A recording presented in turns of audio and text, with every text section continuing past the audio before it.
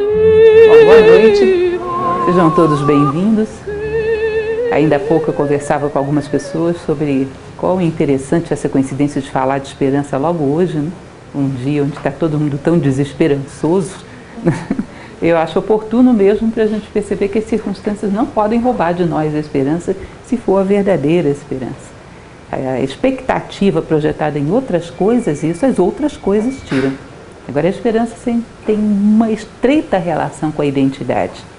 E essa ninguém pode tirar de você, a menos que você entregue, que você abra mão dela.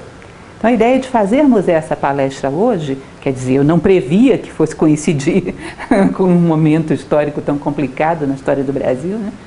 Mas o fato é que quando a gente para analisar um pouco a origem das palavras, a mitologia das palavras, porque tem tanto panteão de mitologias antigas que tem um personagem associado à esperança, e aí ele está uma chave do que esse povo acreditava que era esperança, para que a gente possa recuperar as nossas próprias esperanças, cuidar delas, conservá-las e não desenvolver um aspecto negativo associado à esperança, que é a passividade. O tema dessa palestra, a esperança, questão de espera ou de ação, é exatamente entendermos essa confusão que fazemos. Então eu peguei inclusive alguns autores famosos, contemporâneos nossos, recentes do século passado, que alguns têm uma visão muito negativa da esperança. Tem dois ângulos, alguns elogiam e outros criticam, exatamente para que a gente perceba que dependendo da forma como você a toma, ela pode realmente ser uma trava.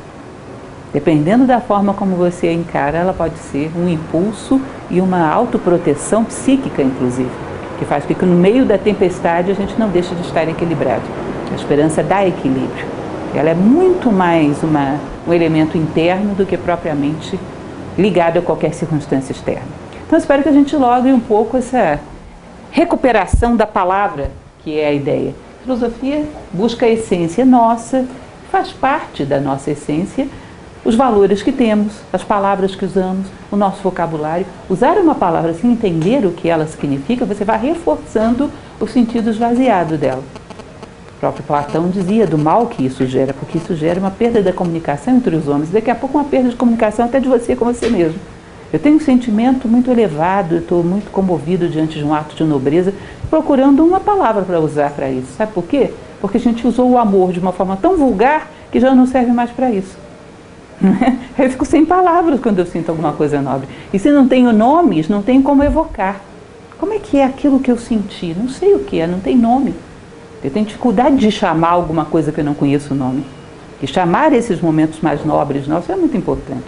Daí dar nome certo às coisas ajuda-nos a crescer, a usar bem esses elementos, extrair o melhor de cada coisa e nos ajuda a crescer. Bom, vamos lá, vamos ver se eu consigo me relacionar bem com esse passador de slides hoje. Começamos bem. Então, primeiro elemento, esperança seria esperar? Nem sim, nem não. Depende. Dentro do processo da esperança pode ter também a paciência, que é uma outra virtude. De vez em quando tem que esperar, mas ela não se resume a esperar. A esperança, muito pelo contrário, ela está mais relacionada a buscar. Nós vamos ver que a ideia da esperança é uma conexão com um ponto no futuro, que não te deixa perder a direção. Ela é como uma bússola. Muito comumente nós vamos ver vários autores, eu peguei uma série de frases de autores clássicos falando da esperança, eles sempre falam disso, ela antecipa para o presente, algo que está no futuro, ela é uma previsão. Então ela é uma bússola que te mostra a direção. Mas você não chegou ao seu alvo só porque tem uma bússola apontando para lá. Agora há que caminhar. Ela não te dispensa de caminhar. A esperança não é válida em si mesma. Ela é válida como estímulo, como combustível para te conduzir a algum lugar. Então ela tem sim componentes de espera e tem componentes de ação. Ela não se resume a uma coisa só. Ela te projeta em direção ao futuro. Basicamente, vamos falar a respeito de alguns símbolos que vão nos ajudar a entender isso. Vocês sabem que isso é uma estátua francesa, é a estátua da esperança, sabiam? Interessante, né? Uma estátua que existe numa catedral francesa, não sei se é Notre Dame, não me recordo. O fato é que é uma estátua com a representação da esperança. Eu achei interessante que é muito comum a representação da esperança associada a uma âncora. Curioso, né? Que tem a ver. Âncora é um símbolo associado à esperança, classicamente. Por que âncora? Porque a âncora é aquilo que te prende num determinado horizonte, te prende num determinado alvo, te dá uma objetividade. Ou seja, eu espero... Uma das coisas complicadas que a gente tem em relação à esperança é não saber exatamente aonde a gente quer que ela te leve, porque aí ela se torna passiva. Sabe aquela história de eu espero que a vida melhore? Declaração de início de ano, né? Declaração de ano novo. Tá bom, você espera que a vida melhore, que bom. Mas o que é uma vida melhor para você? O que seria uma vida melhor? Você teria que ter mais ou menos claro o que é, para prender a sua âncora, como se fosse, não é bem uma âncora, como se fosse aquele gancho que os alpinistas jogam, né, para poder chegar a um patamar mais elevado. A âncora dá a ideia de ficar preso, mas também não deixa que você fique à deriva no meio do mar. Ou seja, a ideia da esperança ligada a um ponto, ela te dá direcionamento, ela não te deixa à deriva, ela te dá um alvo. O que são dias melhores que eu espero? Eu espero vencer um pouco da minha cólera. Bom, você prendeu a sua âncora, ou o seu gancho de alpinista. Eu espero desenvolver um controle econômico melhor. Bom, você já sabe o que você quer, você sabe para onde você quer caminhar. E aí a esperança pode canalizar os teus poderes, pode desenvolver imaginação, pode canalizar ferramentas. Mas essa postura passiva, eu espero dias melhores. Olha, que o que é melhor para você pode não ser bem o que você está pensando. E pode vir coisas que não sejam bem o que você espera. O que é melhor? Aonde você quer chegar? Ou seja, a âncora representa objetividade, alvo. Vocês lembram da meta da ISO 9000? Ação local com visão global. Ou seja, você está agindo hoje, aqui, sabendo onde você quer chegar na sua vida como um todo. Tá? Relação entre a ISO 9000 e a esperança. Parece bizarro, né? Mas tem. Ou seja, você tem que ter uma visão geral de onde você quer chegar com tudo isso. Prender a sua âncora no futuro. E a esperança te direciona para chegar lá, ela não é algo aberto. Vamos ver o que a esperança vai me trazer. Tá? Ela exige que o homem tenha uma objetividade, que tenha metas na vida. O que mais temos de símbolos interessantes em relação à esperança? Cor verde. É interessante, gente, porque nós vamos observar que todos esses símbolos têm uma história para trás. A gente hoje já não sabe muito bem, não sabe lidar com linguagem simbólica. Somos uma sociedade muito técnica, muito prática, que tem uma linguagem muito rasa. Isso é interessante que a gente que dá aula de filosofia, a gente fala muito disso, mas na nossa conversação diária não sente muito isso. Mas quando a gente dá aula de filosofia, vai falar de alguma coisa mais metafísica, vocês percebem, num determinado momento, que falta palavras. Porque as nossas línguas modernas foram feitas para falar de negócios, de sobrevivência, de ganhar dinheiro, de satisfação material. Se você quer falar de alguma coisa mais sutil, você tem que pegar 3 palavras e combinar, porque não são línguas simbólicas. Imagina o que era um hieroglifo egípcio, um símbolo, e dali você tirava 1000 coisas, dependendo do nível que você estava se expressando. Nossas línguas são muito rasas. Então, por exemplo, no mundo clássico, a cor verde tinha um simbolismo claro, associado à esperança. Tem até um insetozinho que tem esse nome e é verde. Não é isso? Porque o verde, ele é uma ponte entre céu e terra. Você vai ver o azul do céu e o amarelo associado à terra, e a verde é, digamos, a cor pontífice, que traz sonhos do céu para a terra. Está sempre relacionado com isso. Tradições antigas celebravam a primavera falando do chamado raio verde, que diz que a primavera é um momento em que a vida desce novamente do céu sobre a terra. Algumas catedrais medievais góticas foram feitas assim, considerando isso. A própria Catedral de Chartres, na França, existe um vitral que se diz que foi feito no primeiro dia do equinócio da primavera projetar um raio verde sobre o púlpito do altar. Ou seja, é a vida que desce novamente do céu sobre a terra. É a terra que é revivificada, é o Espírito de Deus que paira novamente sobre as águas da matéria. Ou seja, o verde é ponte. Mas por que verde é associado então com esperança? Vocês percebem que é curioso, porque isso dá uma visão vertical da esperança? A gente diz, eu espero comprar um carro, eu espero comprar uma casa. Tá bom, esse é um tipo de esperança. Mas parece que essa definição de esperança não era bem isso, porque isso é uma relação horizontal. O carro está no mundo e você também. O apartamento está no mundo e você também. E o que eles estão falando é a esperança vindo de cima. A esperança como uma ideia, como um ideal, uma relação vertical do céu para a terra. Ou seja, uma coisa é a expectativa, que está ligada a projetos. Outra coisa é a esperança, que classicamente sempre estava ligada ao ser. Entendem isso? Então imagine você se coloca diante de um novo ano. Sempre falo sobre isso quando eu falo de administração do tempo. Ano passado eu não realizei os meus projetos de trocar de carro, trocar de apartamento, não que isso seja mal, mas eu não realizei esses projetos e vou renová-los iguaizinhos. Quando na verdade, por que eu não troquei de carro? Por que eu não troquei de apartamento? Porque me falta organização, me falta objetividade, me falta disciplina. Isso são valores. E se eu projeto coisas e não projeto para ter valores, eu vou continuar sendo frustrado nas coisas, porque não tenho matéria-prima para conquistar. As coisas em si podem ser boas ou más, depende. Mas se você não tem os valores para conquistá-las, não vai conquistar nunca. E nós não nos projetamos para ser. Nós só nos projetamos para ter, para fazer, para viajar, para ir de lá para cá. A matéria-prima para fazer essas coisas nós não nos projetamos. E o que está dizendo? Que a esperança sempre se refere ao ser, a trazer uma ideia do céu para a terra. Ou seja, a verdadeira esperança seria: eu quero ser um ser humano melhor, em tal ponto, menos impaciente, menos irritadiço, menos egoísta, mais fraterno, mais isso, mais aquilo, seja lá o que for que você precise polir de arestas. A verdadeira esperança é sempre em relação ao ser. As coisas materiais seriam expectativas decorrentes disso. Bom, uma vez mais paciente, uma vez mais organizado, eu posso ter expectativas concretas, materiais, que não são más.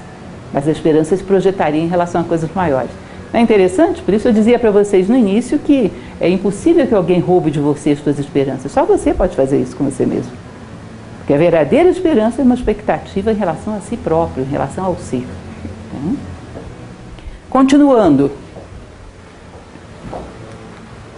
Luz no fim do túnel. Isso é um símbolo muito comum que até a gente usa, não é nem bem um símbolo, é uma associação, né, que a gente usa na nossa linguagem moderna, inclusive. A esperança é uma luz no fim do túnel. Não conhece essa expressão? Fulano encontrou uma luz no fim do túnel. Percebem que a luz do fim do túnel, ela só tem algum valor, só passa a ter algum valor quando você quer sair do túnel. Porque se você quer ficar dormindo dentro do túnel, a luz só vai te atrapalhar. Percebe? Ou seja, a luz do fim do túnel está lá para quê? Para que você se levante, caminhe e chegue até ela. Porque você gosta mais da luz do que da escuridão. Quem gosta mais da luz do que da escuridão, não se sente bem na escuridão, a luz no final do túnel tem sentido. Quem está contente de estar onde está, a luz só atrapalha o seu sono.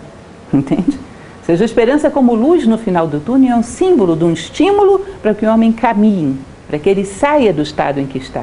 Ou seja, um aspecto que tem muito a ver com aquele último que a gente falou, esperança como ligada a aperfeiçoamento pessoal, crescimento, caminhar para um estágio de consciência mais luminoso.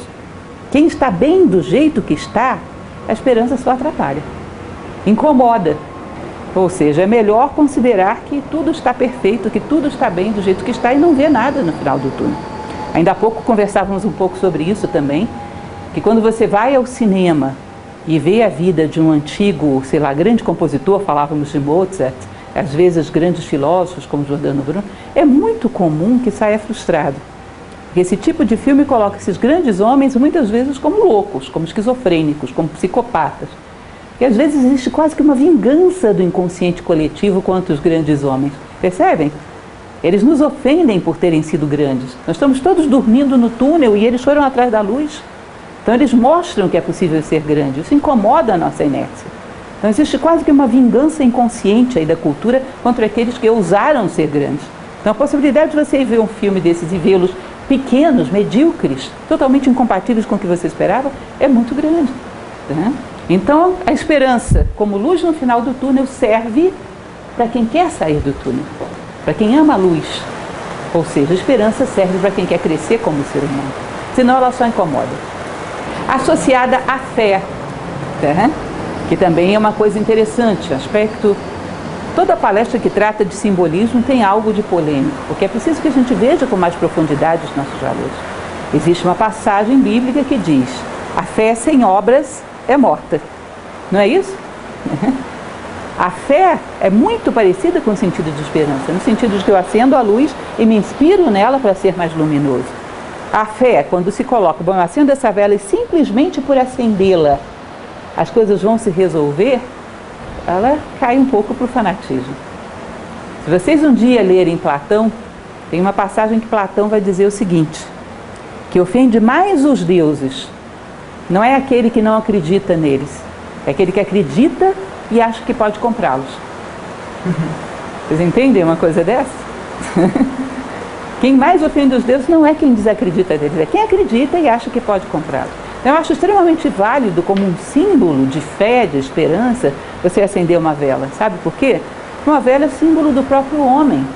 Classicamente, os círios, velas, que vêm de tradições muito antigas, são símbolo do próprio homem, que se derrete, mas não se derrete em vão. Derrete-se para gerar luz, para trazer luz ao mundo. Você acende aquela vela como se você dissesse: eu me comprometo. Eu vou me derreter, eu vou deixar de existir como personalidade, porque todos somos mortais. Mas eu não vou deixar de existir em vão. Eu vou deixar de existir deixando luz no mundo, um pouco mais luminoso o mundo. Então, aquilo é um símbolo, é uma declaração tácita de intenções. Como símbolo é maravilhosa. Mas se eu simplesmente acendo e acho que aquele ato vai fazer com que alguém resolva os meus problemas, aí você está caindo mais no âmbito do fanatismo, da passividade, do que da fé e da esperança. A fé pura é muito parecida com a esperança. O fanatismo, que espera que um ato simbólico vá resolver os problemas por você, não. Entendem? Isso é curioso, porque se nós olharmos em qualquer tradição ao longo da história, uma pessoa que tem uma determinada fé num personagem qualquer, digamos que você goste de São Francisco de Assis, eu particularmente gosto muito. Quem era São Francisco de Assis? Um homem muito ativo em prol das coisas que ele acreditava, não era isso? Você acredita que um homem desse gostaria de servir de inspiração para que alguém fosse passivo? Então você acende uma vela para São Francisco de Assis e espera que ele resolva os seus problemas. Com isso você fica mais parecido com ele ou mais diferente dele? O que um ser desse esperaria? Que você se tornasse tão ativo quanto ele? Tão comprometido com os seus sonhos quanto ele? Ao fazer isso você se afasta dele, não se aproxima? Entende? Então o ato simbólico de acender uma vela é muito bonito, quando é bem entendido. Mas pode muitas vezes, porque tudo no universo manifestado é dual, gente. O universo manifestado é um prisma, que quando as coisas caem aqui se dividem. Existe o claro, o escuro, o macio e o resistente, o quente e o frio. Então os conceitos, a fé, a esperança, quando caem no mundo, ficam duais. Existe a fé pura, que tem a ver com a esperança, e tem o fanatismo, que espera que esses atos simbólicos sejam quase que um talismã, que te tragam um resultado sozinho. Entendem isso? Então esse é um outro símbolo muito associado à esperança. A fé, a luz, está muito associada ao simbolismo da esperança. E afinal de contas, a esperança, com todas essas características que a gente viu até agora, ela é positiva ou é negativa? Ela acrescenta aos homens ou muitas vezes ela tem sido mais mal interpretada e tem tornado os homens mais passivos ainda? Vamos e venhamos, cá entre nós, a passividade no nosso momento histórico é uma doença. Nós somos tremendamente dispersos e passivos, ou não. Se vocês quisessem traçar um perfil coletivo da nossa sociedade no século XXI, a tendência das pessoas é serem mais ativas ou passivas? Mais dispersas ou mais concentradas? Vocês percebem que é um descontrole dos nossos veículos e um se deixar à deriva, se deixar ir levando pelas circunstâncias, porque se você estiver indo na direção errada, a culpa é das circunstâncias.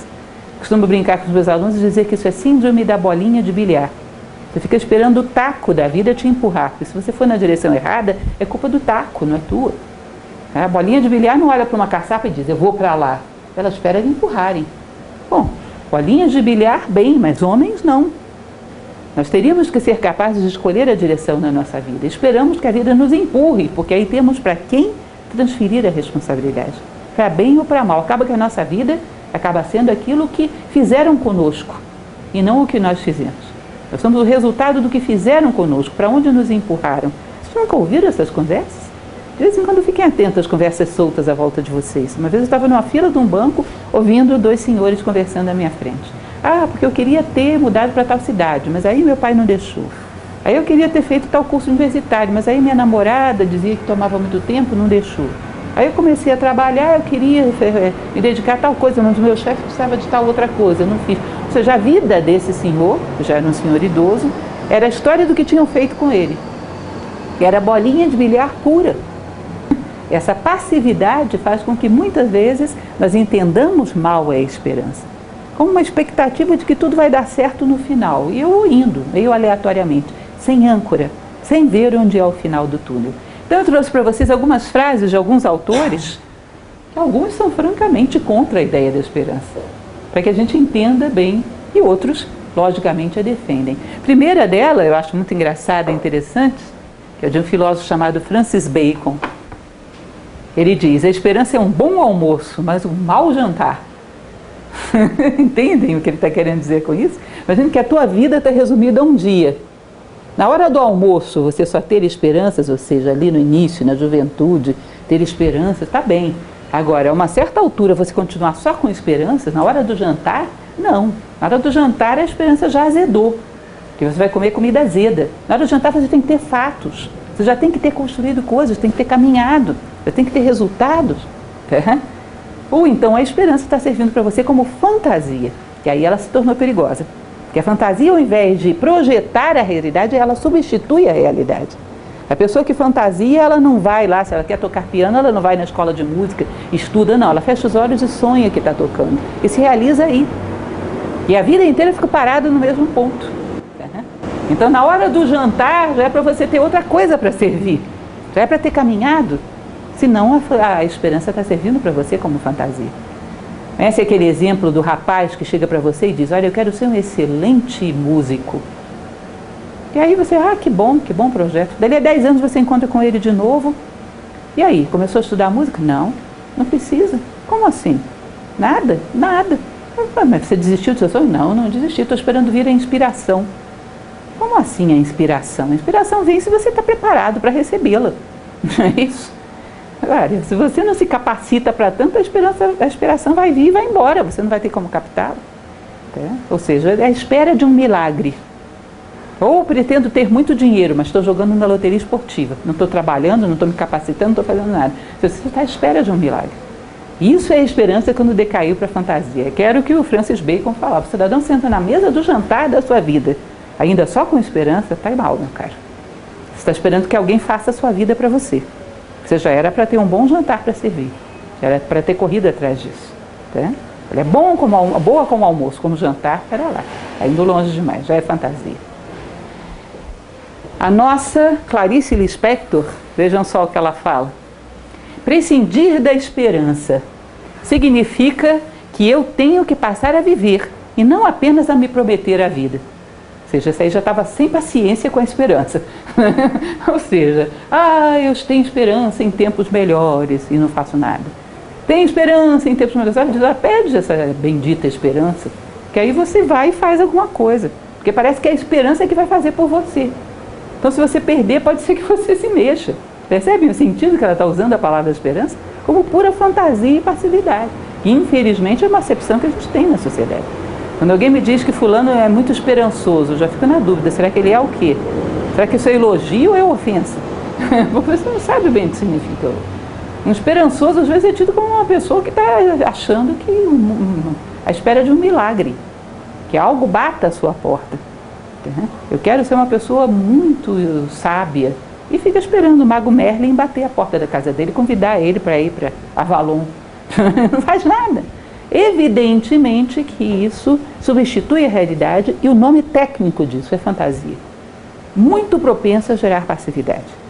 O nosso momento histórico é papa em gerar pessoas viciadas em fantasia. Vocês percebem que a fantasia gera um vício. De tal maneira que a pessoa, às vezes, começa a perder a capacidade de manter a sua consciência concentrada no momento atual. Deriva para outro campo. Porque ela substitui a realidade e dá mais prazer. Então, depois a pessoa fica com dificuldade de ter conexão com a realidade. Sabe aquela pessoa que você está falando com ela, ela está olhando para você e você sente que ela não está te ouvindo? A cabeça vai às vezes não é por má intenção. Ela não consegue concentrar mais do que 1 minuto. Ela não segura a atenção. O processo da atenção, da consciência voa para outro lugar. Isso é típico de uma pessoa viciada em fantasia. Ela se reproduz, gera uma prole no teu campo da imaginação que você depois não controla mais. E você não consegue mais conectar com a realidade. E pode gerar, em casos mais extremos, até patologia. Então, esse tipo de esperança que a Clarice Lispector está colocando não é bem o que nós estamos buscando como a esperança tipicamente humana. O tempo não se ocupa em realizar as nossas esperanças. Faz o seu trabalho e voa. Ou seja, nem o tempo, nem ninguém vai realizar as suas esperanças. O tempo dá o palco para que você vá lá e realize você. Ele voa, voe junto. O tempo não vai fazer as suas esperanças. Ele vai fazer o que é próprio dele. Faça você o que é próprio teu. Realize o que você veio realizar no mundo. Espere, sim, que você seja capaz de fazer aquilo que te corresponde no mundo. Mas não ache que isso é suficiente. Levante e faça. O tempo não vai se preocupar com isso. Ele vai realizar a sua tarefa. E você que faça a sua. Tá? Ou seja, mais, para vocês verem que vem de longe, né? Eurípides falando sobre isso. Você já havia essa acepção negativa da esperança. Ou seja, a esperança passiva é igual à fantasia. E fantasia é diferente de imaginação criadora. Aprendam a perceber isso dentro de vocês. Esse campo da imaginação é um campo genial do ser humano. Propício para o desenvolvimento da inteligência, inclusive. Mas quando você pensa em algo e levanta e começa a planejá-lo e tem controle sobre as imagens, isso é imaginação.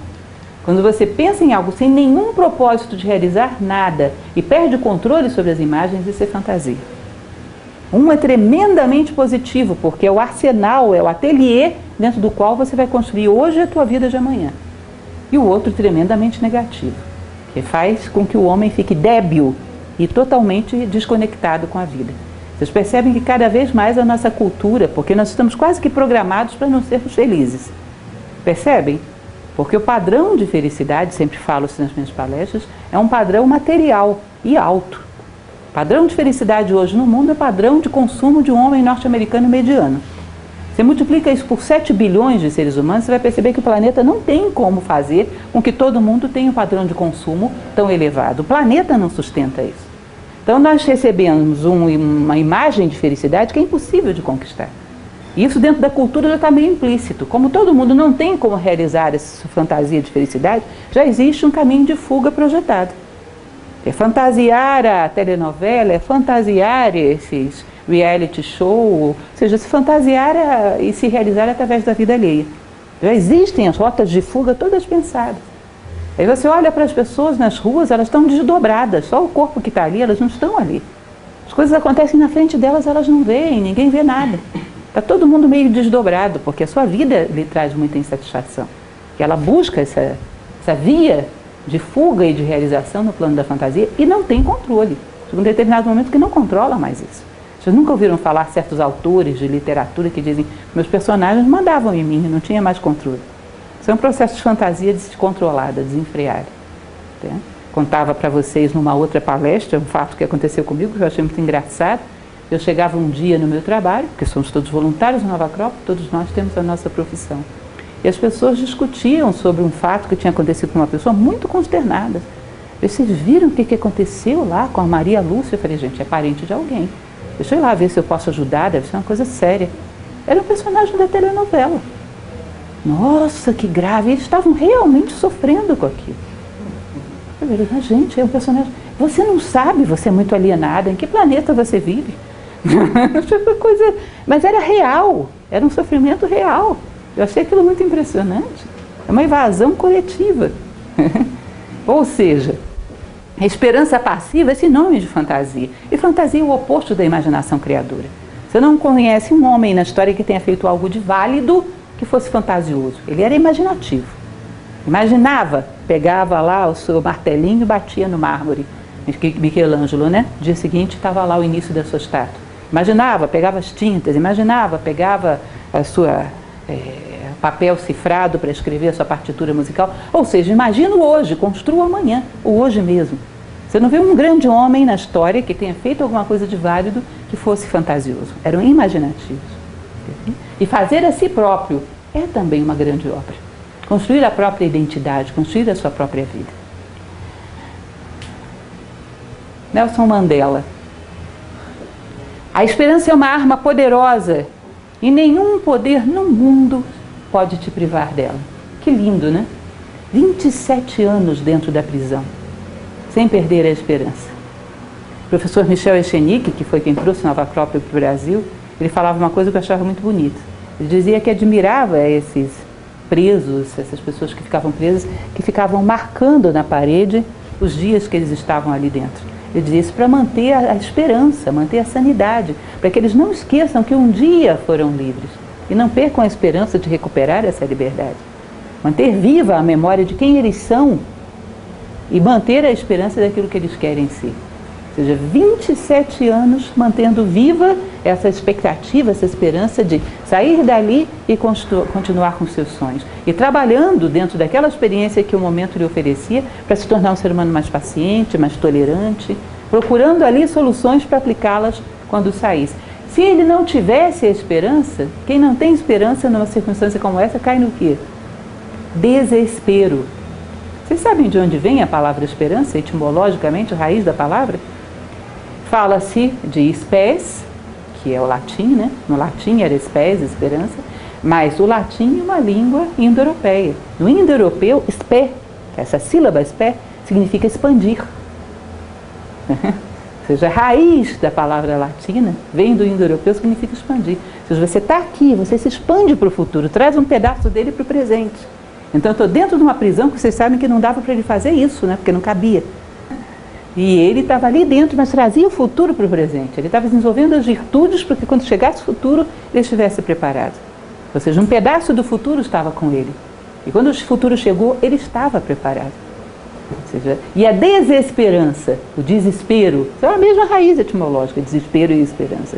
É não ter a capacidade de expandir, ficar preso no momento presente. E preso no momento presente, você se bate contra as paredes daquela cela até morrer, como muitos presos políticos, sobretudo, fazem. Né? Desesperam. Você não tem ali condições psicológicas de suportar aquilo, não tem uma projeção do futuro. Não é capaz de expandir. Ou seja, a esperança está relacionada com intuição e confiança. A esperança é como se você fosse lá no futuro, pegasse um pedaço dele e trouxesse para cá. Ou seja, ela está relacionada com a tua certeza, convicção de que você é capaz de construir um futuro diferente disso. E você, por muito adversa que seja a circunstância atual, você começa a trabalhar para construir luz. Por muito que o túnel esteja escuro, você começa a trabalhar para chegar na luz. Porque você sabe que se você viu, você pode chegar lá. Vocês sabem que, por exemplo, coragem vem de core, coração? Vocês sabiam que heroísmo vem de eros, amor? Ou seja, uma parte de você já está lá no futuro. O professor Michel Chenique, esse mesmo professor que eu falei para vocês, que trouxe Nova Acrópole para o Brasil, ele dizia, o meu coração já está aos pés da sabedoria. Só basta o resto do corpo correr atrás. Sabe, algo meu já está lá. Portanto, ninguém vai me impedir de chegar, porque alguma coisa em mim já chegou. O resto só tem que correr atrás. Ou seja, uma capacidade de visão de futuro e de fazer ponte com esse futuro que é inexorável, ninguém tira isso de você. Não é bonito isso? Meu coração já está aos pés da sabedoria. Só o resto do corpo que tem que chegar lá e alcançá-lo. Bom, então esperança tem a ver com essa intuição do futuro e confiança de poder alcançá-lo. Inexorável, ninguém tira isso de você. Esperança é esperar ou lutar, em suma. Eu sempre conto essa historinha do ratinho, que é uma historinha triste, mórbida, mas vocês vão me desculpar aí, mas útil. É um experimento, eu nem sei dizer muito da veracidade disso, vi isso numa revista científica, mas não fui atrás da fonte. Se diz que fizeram um experimento com cobaias. Eu acho triste porque eu acho triste esses experimentos com cobaias, mas enfim, faz-se, né? Onde colocaram alguns ratinhos dentro de uma bacia d'água e mediram o tempo que eles lutavam antes de se afogar. Digamos que deu um tempo X, eu não me recordo quanto era, deu 10 minutos e eles se entregavam. Perdão. Aí diz que depois disso eles pegaram um desses ratinhos que estava próximo de se afogar, tiraram ele de lá, antes que ele se afogasse. Secaram, colocaram ele em um lugar seguro. E depois colocaram ele de novo na mesma situação, se debatendo na água. Diz que esse tempo X, seja 10 minutos, imaginem, que eles lutavam normalmente, esse ratinho especificamente dobrou, lutou por 20 minutos. 2x. Sabe por quê? Ele tinha esperança, ele já tinha sido salvo, podia acontecer de novo. Imagine, a força de saber é possível. A força de saber, eu posso ser salvo. Dobrou, duplicou a força dele para lutar contra a adversidade. Uma das piores coisas que existem é, na adversidade, perdermos a visão de futuro e a confiança em nós mesmos. Porque já é difícil superar a adversidade. Se você não confia em si próprio, não tem nenhuma chance. Bom, é inexorável, eu sou um ser humano. Tenho dentro de mim as virtudes humanas, elas vão prevalecer em algum momento. Inexorável, a humanidade tem dentro de si as virtudes humanas. Elas vão prevalecer em algum momento. Assim como eu tenho uma sementinha na minha mão, eu tenho certeza, mas cedo ou mais tarde vai ser uma planta que vai fazer fotossíntese, porque já está sintetizada ali dentro. É o futuro, é o que a natureza espera dela. Então eu tenho esperança de realização, de desenvolvimento daquilo que está ali dentro. Eu sinto dentro de mim o potencial de uma humanidade que um dia será mais justa, será mais fraterna. Nada nem ninguém pode evitar que uma semente, ao se desenvolver, vire uma planta que faz fotossíntese. Nada nem ninguém pode evitar que um ser humano, ao se desenvolver, vire um ser nobre, justo e bom, com valores, com virtudes, com sabedoria. Vocês sabem de onde vem, já que a gente está falando de etimologia, desenvolver? Evolvere, no latim, é uma palavra que vem do hábito de desenrolar papiros, que tem origem desde o Egito, o fato de que os conhecimentos, os livros, por exemplo, dos mortos, eram enrolados em papiros. E você tinha que desenrolar para ver o que tinha lá dentro. É como se você tivesse que desenrolar o mistério que é você mesmo, para ver o que tem escrito aí dentro. Ou seja, a esperança é sempre, em primeiríssimo lugar, em si mesmo. O homem que confia em si mesmo, no seu potencial, ele tende a acreditar nos demais, tende a ter fé, tende a apostar que os outros também podem. Quem não acredita em si mesmo, em geral, é uma pessoa que não acredita em ninguém. É a projeção de que falava Jung. Em primeiríssimo lugar, a dúvida é sobre nós mesmos e a esperança e a confiança também é sobre nós mesmos. E a partir daí vemos o mundo. Entendem isso? É a projeção daquilo que pensamos sobre nós mesmos. Então essa é a nossa triste história do ratinho, que vocês vão convir, que é triste, mas também é inspiradora. Né? Aí sim, a historinha que eu fiz questão de trazer para vocês, que é uma história clássica que fala de esperança, que é a história da caixa de Pandora. Bem rapidamente, apenas para que vocês entendam que com o passar do tempo a gente perde o sentido original do que as coisas significavam, porque a esperança dentro do mito era exatamente isso que eu falo para vocês, uma expectativa de desenvolvimento de si próprio. E com o passar do tempo a gente não sabe mais o que significam os mitos, né? Acho que vocês já devem ter ouvido falar dessa história da caixa de Pandora. Né? Diz que havia dois irmãos, Epimeteu e Prometeu. E Zeus preparou uma mulher maravilhosa, belíssima, que veio ao mundo, que era a tal da Pandora, com uma caixa na mão. Prometeu significa aquele que pensa antes, e Epimeteu, aquele que pensa depois. Epimeteu se apaixonou por Pandora. Prometeu disse, toma cuidado, a gente não sabe que procedência tem essa mulher, quem é ela, o que é essa caixa que ela traz na mão. Prometeu, não, essas besteiras, você está com ciúmes, porque ela gostou mais de mim do que de você. Não, Nora, toma cuidado, vai que ela abre essa caixa, você não sabe o que tem aí dentro. Não, deixa comigo, eu não vou deixar ela abrir a caixa. E se casa com ela. E ela, de fato, abre a caixa e liberta todos os males do mundo. E diz que aí dentro só fica uma única coisa, a esperança. A história não parece enigmática para vocês? Não tinha só males lá dentro? O que a esperança estava fazendo lá dentro? Não é estranho? Na verdade, vocês vão ver que, em primeiro lugar, se diz que quando essa história foi transferida, traduzida para o latim, para as línguas neolatinas, houve um pequeno desvio aí de significado. Sabe por quê? Não era uma caixa. Não era uma caixa. Originalmente, no mito grego, era um vaso. Um vaso grande de colocar vinho, que eles chamavam de pitos. Né? O mito original, quem traz a Pandora traz, não na verdade uma caixa, mas um grande vaso de vinho. E o resto da história é mais ou menos parecido. Ela abre o vaso e saem daí todos esses espíritos malignos, que são os males do mundo, mas fica lá dentro um pouquinho de vinho, que é a esperança, um restinho. O vaso, simbolicamente, o vaso de barro, está representando a personalidade do ser humano. E quando se abre no mundo, sai daí o quê? A ignorância, a falta de habilidade para lidar com o mundo, o egoísmo. Ele fica vazio na expectativa de ser preenchido. Saíram os fantasmas, agora teriam que entrar os deuses, entende? Nosso vaso, que é esse vaso de barro aqui, veio ao mundo para poder esvaziar-se de ignorância e encher-se de sabedoria. Esse seria o processo de vida. Vocês já ouviram falar que na Grécia era muito comum essa associação de lamparinas de barro, vasos de barro, à personalidade do ser humano, que se quebra, mas o fogo nunca se perde. E o fogo das lamparinas é muito parecido com o simbolismo do vinho, porque o vinho, pela cor vermelha, que parece o sangue, que está associado à vida, pelo álcool, que arde como fogo, ele era associado ao elemento vital. Então, é interessante porque, inspirado nesse mito, havia na Grécia uma festividade, na primavera, que eles chamavam de antestérias. Aí está ele. Estão vendo que vaso bonitinho? Isso aí é um pitos. tá? Inclusive ilustrado com passagens do mito.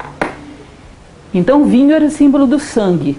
Consumia-se o vinho e o vaso tinha que ficar sujo, um pouquinho de vinho ali. Era a expectativa de preenchimento. Esperava-se que viesse a primavera, ou seja, que a vida voltasse sobre a terra e que viesse o vinho novo, que viesse a preencher aquele vaso. Eles diziam, eu sou assim, eu sou um vaso que nesse momento está vazio de sabedoria, mas tem um pouquinho de sabedoria lá dentro, a esperança do vinho que virá. Ou seja, a esperança para eles era a esperança de preenchimento, de um vinho novo, tá? O vinho da sabedoria, ou seja, saiu o vinho velho, saíram os meus erros, os meus defeitos e agora eu espero o vinho novo. Eu espero me preencher de sabedoria. Ou seja, a esperança não estava projetada a coisas externas, estava projetada ao crescimento interno do próprio homem.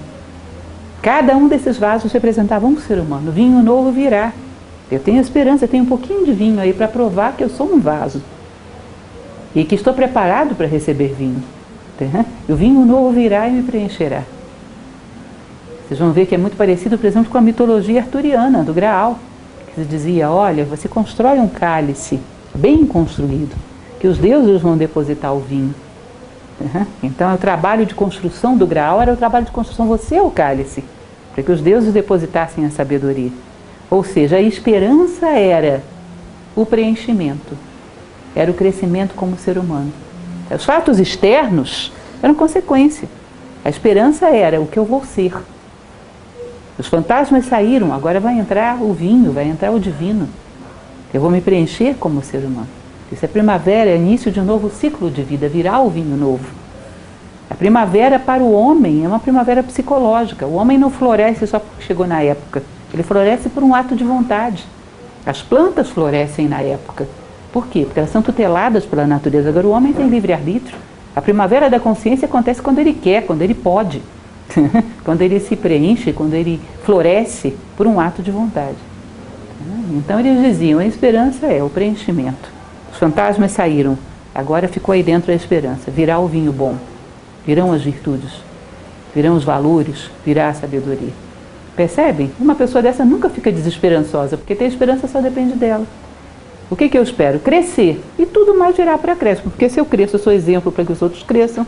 Eu dou o melhor que eu posso para as pessoas, sou referencial, faço o melhor que eu posso pelo mundo, pronto, durmo o sono dos justos.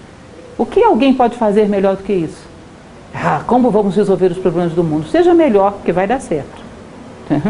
Tanto por você quanto pelos outros, você dá exemplo de que isso é possível. A mudança dos problemas do mundo, para eles, era uma consequência da verdadeira mudança, que era a transformação de si mesmo. E a esperança estava projetada nisso. Lembram? Verde. Vertical, ligando céu e terra. E, inclusive eu coloquei para vocês esse detalhe interessante da etimologia, né, que é a palavra prosperar, é estar a favor das esperanças. Pró-espécie. Prosperar é estar a favor das suas esperanças, não perdê-las. Isso é uma pessoa que prospera, é uma pessoa que não perde as suas esperanças. Há algumas frases interessantes que se usa bastante, né? Tem várias versões dessa frase. O pessimista queixa-se do vento, o otimista espera que ele mude e o realista ajusta as velas. Aí vocês podem dizer, bom, é o otimista que é o esperançoso. Não, é o realista. Ele acredita que o vento pode mudar, mas ele vai lá e mexe nas velas. Eu acredito, mas eu não fico sentado esperando. Eu vou lá e mudo a posição das velas. Existe uma versão indiana dessa frase que diz que bom piloto, que sabe onde está o seu porto, maneja as velas de tal maneira que qualquer vento lhe é favorável. Eu sei que eu quero chegar lá. Então, de qualquer jeito que o vento vier, eu vou manejar as minhas velas para chegar lá.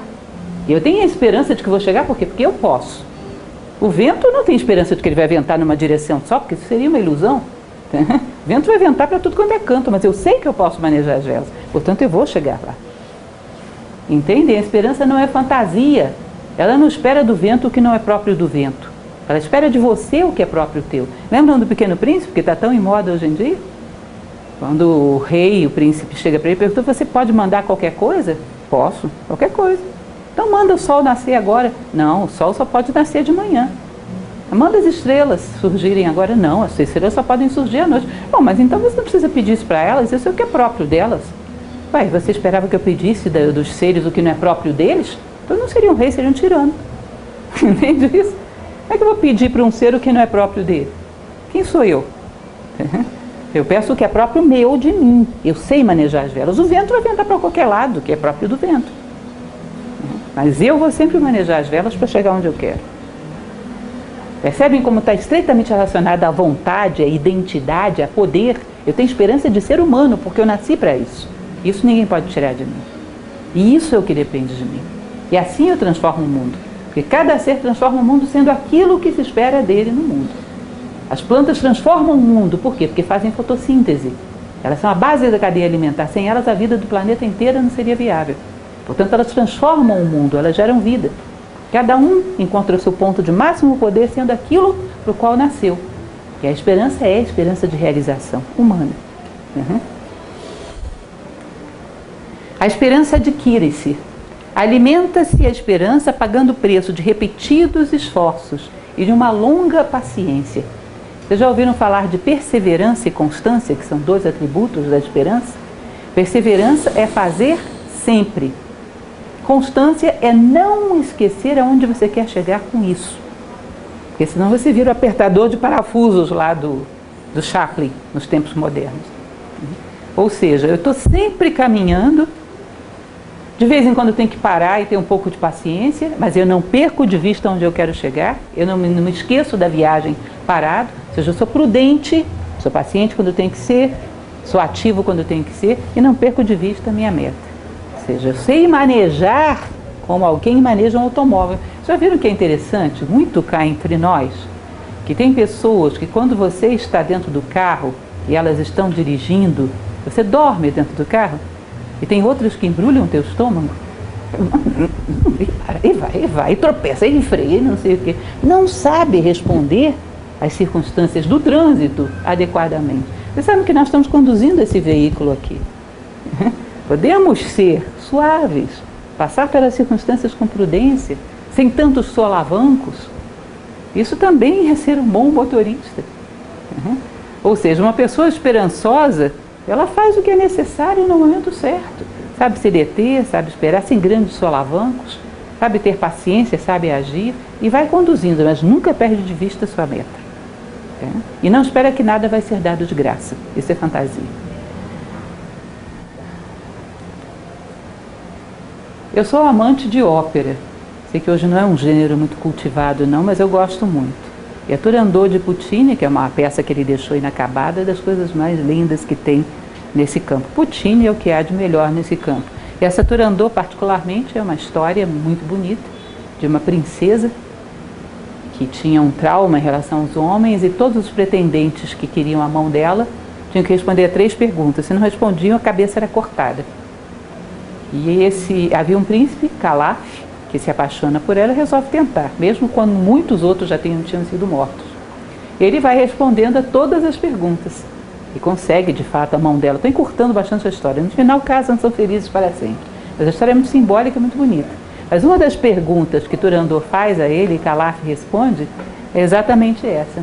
Qual é o fantasma que vaga durante toda a noite para morrer apenas quando o dia chega? E ele diz, é a esperança.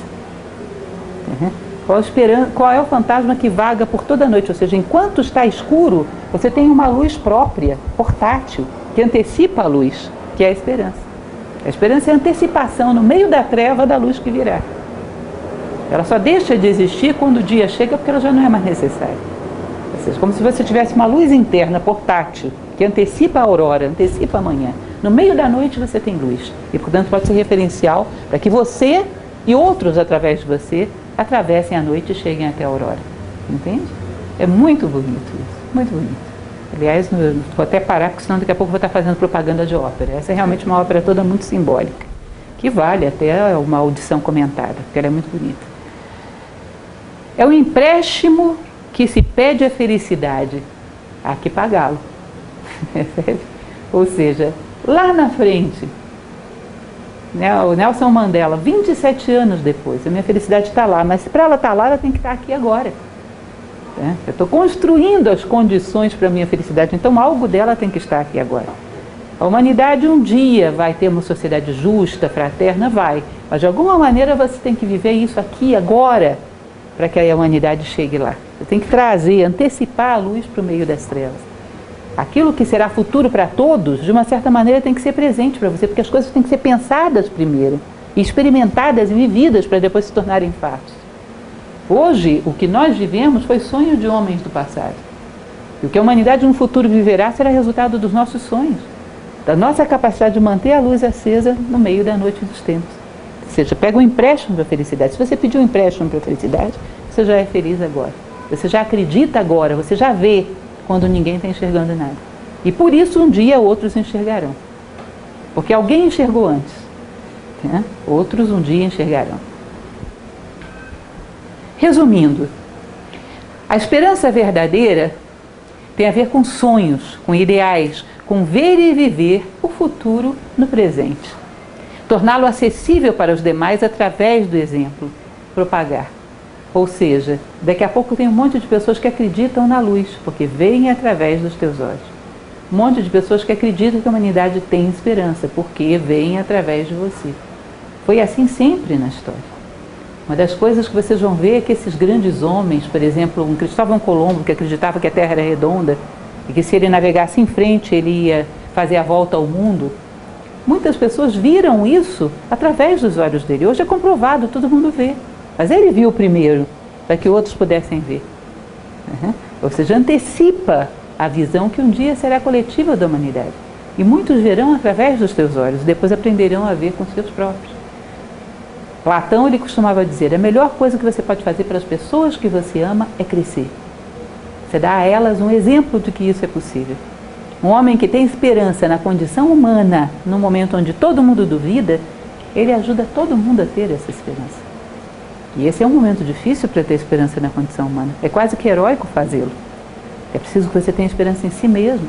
Não existe nada melhor para você dar para a humanidade do que esperança na humanidade. Mas para isso você precisa ver a saída como algo concreto, inexorável. Vamos encontrá-lo.